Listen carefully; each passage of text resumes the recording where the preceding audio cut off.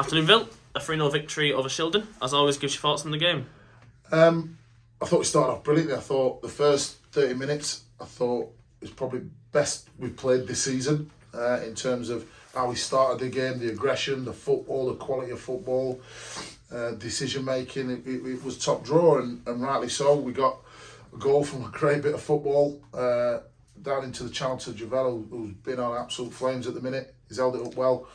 Fed who slotted it away, and you 1-0, and you're thinking first 3 minutes, you're thinking, oh, you know, the way we started, if we carry on with the same mentality, we can have a right go here today. And then we carried on with it, and you know, had a couple of half chances and good chances here and there, and then eventually we put again some great football. It's broke over to Nomi on the right hand side, who's a bit of a scruffy finish, but he'll take it, I'm sure. And that's 2-0, and then you go, okay, right, that's 2-0 early doors within the first 30 minutes or so, and you're thinking, right, let's really turn the screw now and make it count and make a statement a little bit. And unfortunately, we didn't do that.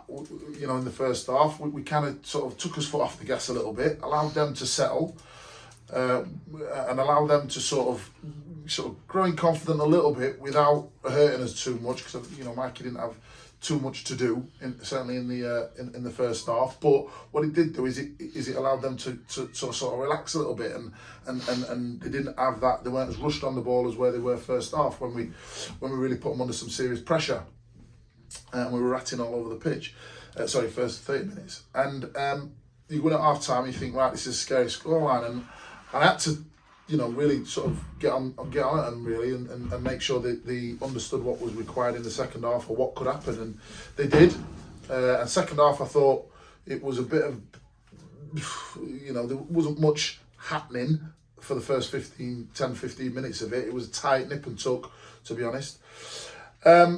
And then we turned the screw a little bit again, and we had some great chances. Javel, you know, Emma Boyley had a little bit of a ding dong over opportunities, but fair play to them both. They did it in the right way and with the right attitude.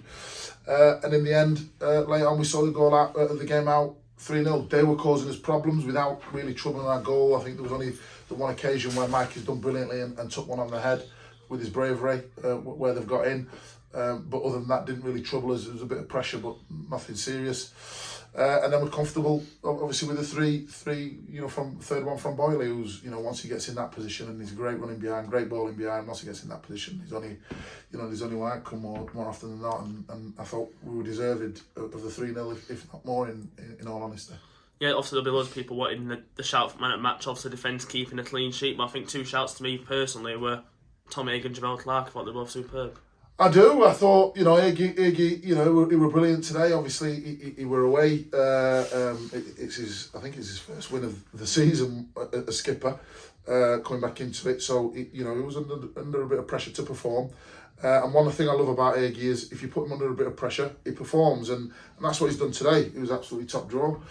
You know, scored a goal and was instrumental in the victory. And I think Javel Clark's just continuing his form at the minute. His form is, you know, there was I asked him some questions in pre-season about being consistent, and that's what he's proving to be now. He's being consistent, and whenever he does that, you know, long may it continue. Yeah, obviously now taking away the Worksop game in the FA Trophy, you know, that's 4 wins on the bounce in the league. Yeah. You know, it's really good to be getting this early form going and starting the season really well. Well, it is. It's a platform. You know, it's you know, what is that? 6 games in now, and it's a platform. That's all it is. So we've got to keep building that platform to take us into the what I call the start of the season. The start of the season is where it gets sticky, where it gets ugly, where the pitches get difficult, where the nights get dark, where it's heavy on the legs, where you Saturday, Tuesday, where you a lot of travel. You know, we've got a lot of travel coming up at the weekend, and the games get harder, and the games will only get harder. So at the minute we're building a platform. It's good. We've got to continue to do it over the next sort of 3 or 4 games, and then we'll look how serious we are and where we are come the end of them 3 or 4 or 5 games that we've got coming up.